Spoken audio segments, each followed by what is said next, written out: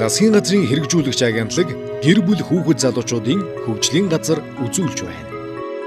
Хүн төрлөختөн хүүхдийн эсрэг бүх төрлийн хүчирхийллийг нийгмээрээ үл твчин хуулиараа хориглож байна.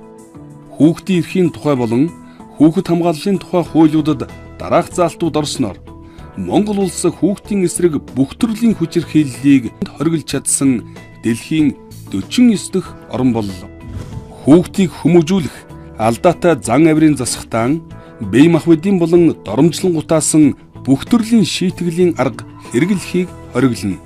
Хүүхэд бид хүчирхийлэл, бие махбодын шийтгэл, сэтгэл санааны дарамт, үл хайхрах байдал болон мөлжилгэн аливаа хэлбэрээс нийгмийн бүх орчинд хамгаалагдах хэрэгтэй.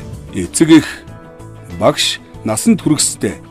Та бүхэн хүүхдийг өсгөн хүмүүжүүлэх, боловсрол олгох, асран хамгаалахтаа хүчирхийлэл биш хүмүүжлийн эерэг аргаар хүмүүжүүлээрэй.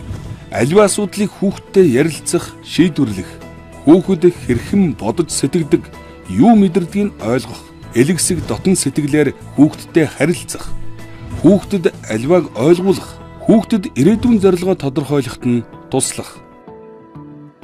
Иргэн бүр хүүхдийн эрхийн эсрэг гэмтэрэг зөрчлийн талаар эрх бүхий байгууллага албан тушаалтанд мэдээлэх үүрэгтэй. Хүүхэд бүрийг нийгмийн бүх орчинд хамгаалцгаая.